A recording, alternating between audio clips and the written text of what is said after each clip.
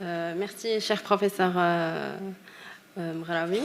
Donc, en effet, donc, je suis là pour faire une présentation par rapport à une entité dermatologique qui est faussement rassurante. Mais avant tout, donc, j'aimerais bien remercier notre professeur et cher maître Smaïli Nadia, qui, grâce à elle, donc, je suis là et je participe au programme très riche de ce congrès. Donc, sans trop tarder, j'aimerais commencer la présentation de ce jour par rapport à un cas clinique. Donc, c'est celui de Madame T. C'est une patiente âgée de 57 ans, sans antécédents pathologiques médicaux ni chirurgicaux notables. Cependant, à l'interrogatoire, la patiente rapporte une notion d'une allergie dite bénigne selon elle, survenue 5 ans auparavant après la prise d'un anti-inflammatoire non stéroïdien type le diclofénac. Donc, elle parle d'un seul épisode d'allergie dont elle a négligé et elle a complètement oublié son existence. Donc, elle s'est présentée aux urgences 2 jours après l'installation de multiples plaques érythémato-violacées, prurigineuses, qui étaient rapidement généralisées sur l'ensemble du tégument. Donc, l'examen dermatologique retrouvait, de multiples plaques érythémato-violacées, prurigineuses, qui étaient chaudes à la palpation.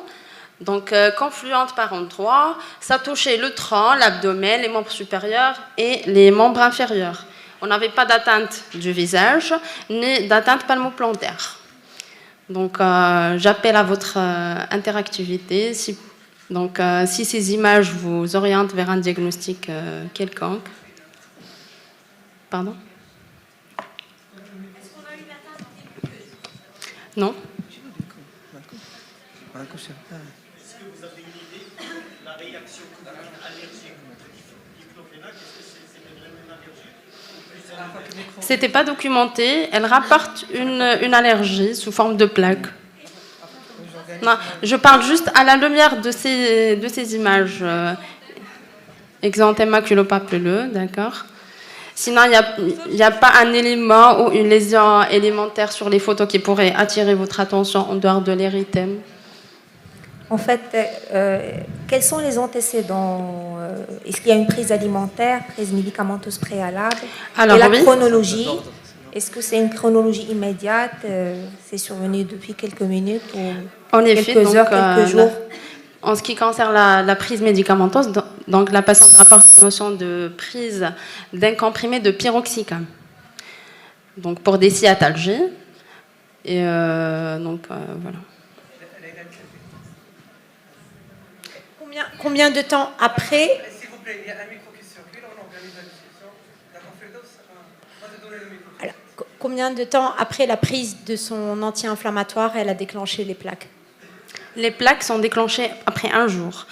Mais un jour. Et c'était le matin au réveil? C'était oui. C'était le matin au réveil. Mais avant, il y avait la notion de prurite. Le prurite, il a démarré quand? Après quelques heures. Après quelques heures. Okay. Donc sinon, vous n'avez pas pu... S'il vous plaît, sur la photo, vous pouvez revenir sur la photo. Il n'y a pas des zones surinfectées. C'est pas moi qui a la main, oui. La photo, comme ça. Exactement. Il y a quelques zones...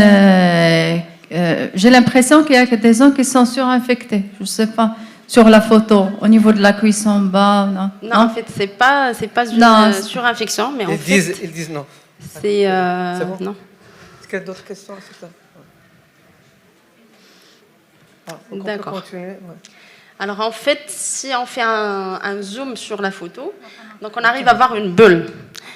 Donc l'examen dermatologique retrouvait également dans quelques bulles. Ils étaient au nombre de 3. Ce sont des bulles flasques qui reposaient sur les plaques érythémateuses avec un signe de Nikolsky qui est positif. Donc le signe de Nikolsky, c'est un décollement qui est provoqué par une simple pression au niveau de la peau saine en peau saine périlésionnelle. Donc avec ce nouvel élément, est-ce que vous êtes orienté? S'il vous plaît, on organise la discussion. Ouais, sinon, ouais. Allez. Pas de lésion muqueuse. Non. Du tout. Donc, c'est pas le début d'un Lyell. Normalement, un syndrome de Lyell, on trouve toujours une atteinte des muqueuses. Donc, ce n'était pas le cas. Est-ce qu'il y a d'autres? Donc, devant une bulle qui est flasque, avec un signe de Nicols qui est positif. Un commentaire, Nadia, tu veux intervenir sur ça? Avec, Rapidement. Oui, très rapidement. Dès lors qu'il y a un décollement et une bulle, on passe de quelque chose de bénin à quelque chose de grave. Donc après, on discutera le reste. Alors, donc, par ailleurs, la patiente, elle était stable sur le plan hémodynamique et respiratoire. Elle était apyrétique, elle ne présentait pas d'atteinte des muqueuses. Et l'examen des aires ganglionnaires, comme le reste de l'examen, ne montrait pas d'adénomégalie ni d'organomégalie. Donc, je ne pense pas que... Là, vous avez éliminé un dress. On pense à Steven Johnson. En tout cas, c'est une toxidermie. Oui. On élimine un dress. J'ai éliminé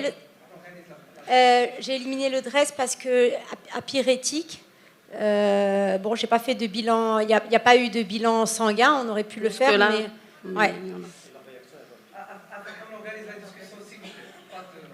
Si vous n'avez pas de micro, sinon ça va être le chaos. Allez.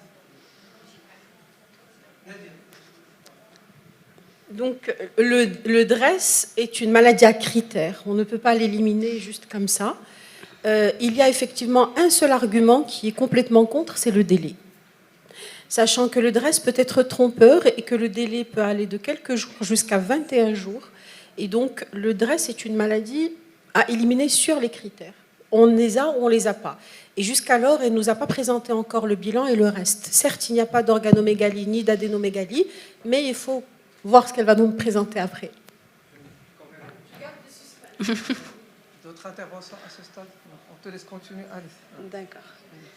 Donc, à ce stade, nous avons évoqué une toxidermie médicamenteuse, une dermatose bulleuse auto-immune, une photosensibilité, un mycosis fongoïde qui est le lymphome cutané le plus fréquent.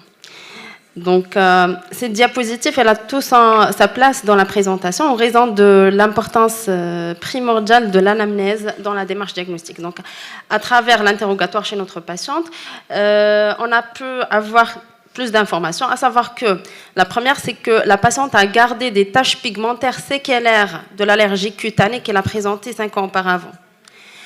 La deuxième information, c'est que les lésions actuelles ont commencé initialement sur le même site des lésions cicatricielles.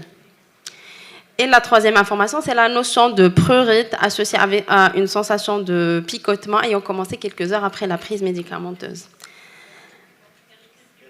Pardon. Voilà. Alors, on pense à un érythème pigmenté fixe, mais alors ma question, parce que j'avais jamais vu ça, en même temps je ne suis pas dermato et loin d'être experte en la matière, est-ce qu'avec un érythème pigmenté fixe, on peut avoir des lésions bulleuses? Pardon. Oui, tout à fait. Alors, on peut même avoir une toute petite lésion surmontée d'une bulle, Ouais. même devant les formes complètement bénignes. Okay, Donc, il y a, et sur le plan histologique, il y a toujours un petit décollement si on fait la biopsie sur un EPF, même bénin. Et donc, elle va terminer et elle va montrer l'intérêt du choix de ce cas clinique, justement. Pour l'érythème, s'il n'y a pas pigmenté, il n'y a pas de pigmentation. Si, mais il faut faire attention parce que sur des peaux à carnation foncée, l'érythème est difficile à voir. Et si vous remarquez sur les plaques initiales, c'est un érythème violacé, plus foncé sur certains endroits. Tu veux qu'on revoie l'image? On peut revoir l'image initiale si vous voulez. Est-ce qu'on peut revoir l'image? Voilà. Alors si vous remarquez par exemple vers les selles, alors sur l'ordinateur c'est beaucoup mieux visible. Il y a un érythème violacé et on voit que c'est beaucoup plus foncé à certains endroits, notamment au niveau de l'aisselle et certaines parties de la cuisse. Et au niveau des creux poplités aussi. Donc là, c'était les anciennes lésions pigmentaires sur lesquelles est survenu encore une fois l'érythème initial. Très bien. Donc d'autres interventions? Alors, je te laisse continuer. Oui, ça. D'accord, oui. Donc, l'évolution par la suite de la malade au cours de son hospitalisation a été marquée par une extension qui est rapide des bulles, un contenu séreux avec un décollement important de l'épiderme, mettant à nu le derme suintant rouge vif. On arrive à voir également au niveau de ces images, donc on a les bulles au niveau de l'abdomen, au niveau des membres inférieurs. Mais en fait, on avait des bulles partout par la suite. On a ce lambeau de l'épiderme décollé à la moindre pression, ce qui est traduit par le signe de Nikolsky qui est positif, et qui donne cet aspect de linge mouillé. C'est l'aspect de plissé de l'épiderme. Donc, mais en fait, elle n'avait toujours pas d'atteinte des muqueuses. Combien de jours après? Alors, c'est au bout de 3-4 jours. Alors, d'autres images montrant l'importance du décollement chez notre patiente avec une surface cutanée décollée à 55%. Donc, Continue à prendre le pyroxycam? Non, elle a pris uniquement un seul comprimé avant la symptomatologie. Donc, oui. Pour mes amis qui ont bien pensé à l'EPF, est-ce que vous restez sur votre étiologie?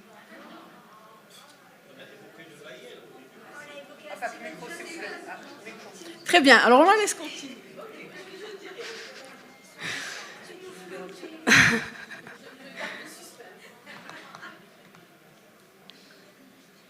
Allez. S'il vous plaît, est-ce qu'on peut avoir... La suite, s'il vous plaît. Voilà. Pour cela, un premier bilan biologique a été réalisé afin d'étudier le retentissement de l'éruption sur l'état d'hydratation, sur les grandes fonctions, mais aussi à la recherche d'éventuels signes d'infection. Donc, une numération formée sanguine a été faite à la recherche d'une hyperéosinophilie ou une anomalie de la lignée leucocytaire. Un ionogramme sanguin avec un dosage de l'urée et la créatinine. On recherchait également les troubles hydroélectrolytiques possibles qui résultent des déperditions cutanées importantes. Donc, en résultat, on avait une fonction rénale qui était normale, une fonction hépatique normale. Par contre, une CRP à 220 et une numération formule sanguine à la limite normale. Donc, le bilan a été complété par une biopsie cutanée montrant une nécrose kératinocytaire avec une vacuolisation de la basale. On avait un œdème dermique et un infiltrat lymphohistiocytaire qui était en faveur d'une nécrolyse épidermique toxique. Donc, le diagnostic retenu devant tous ces arguments de l'anamnèse, de la clinique, de l'évolution, surtout avec le décollement cutané, du bilan biologique et histologique, le diagnostic retenu était l'érythème pigmenté fixe, bulleux, diffus, et non pas un syndrome de Lyell. Donc, et ceci devant les arguments, à savoir, donc on avait l'antécédent de la toxidermie médicamenteuse rapporté par la malade, le délai de survenue des lésions en moins de 48 heures, la notion de prurite et la sensation de picotement, la pigmentation séquelaire et la récidive qui débute au niveau de la même localisation des lésions antérieures. Et donc, d'où la nécessité d'un interrogatoire minutieux. Donc, pour cela, l'arrêt du traitement fortement suspect est de mise. Une déclaration à la pharmacovigilance s'impose avec une surveillance clinico-biologique stricte, ainsi que l'application des traitements locaux. Donc, ceci a permis une évolution qui est favorable avec une réépidermisation progressive des lésions. Et la cicatrisation, par contre, s'est faite au prix d'une pigmentation résiduelle. Donc, en ce qui concerne l'enquête de la pharmacovigilance, elle est obligatoire afin d'établir le lien de causalité entre l'érythème pigmenté fixe bulleux généralisé, qui est l'effet indésirable, et le médicament responsable. Donc, il constitue une aide primordiale dans le diagnostic, mais aussi pour la conduite à tenir. Donc, pour notre cas, le pyroxycam a été fortement incriminé avec un score d'imputabilité de 1,3 I3B1 et en raison de la grande sévérité de l'effet indésirable qui est l'érythème pigmenté fixe, bulleux généralisé, et comme la malade a présenté 2 épisodes de toxidermie à 2 anti-inflammatoires non stéroïdiens appartenant à 2 familles chimiques différentes, donc la conduite à tenir, ou plutôt la décision, était de proscrire tout anti-inflammatoire non stéroïdien de sa médication.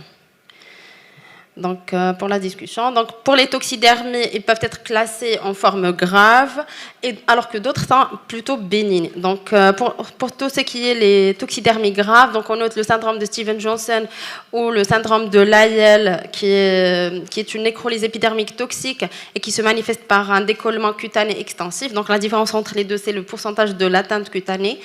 On a également le Drey syndrome, qui est une toxidermie qui ne se manifeste pas généralement par son décollement, mais avec une atteinte systémique importante. On a la 3e forme de toxidermie grave, c'est la POHG, qui est une éruption pustuleuse qui débute initialement au niveau des plis, associée à une éruption généralisée.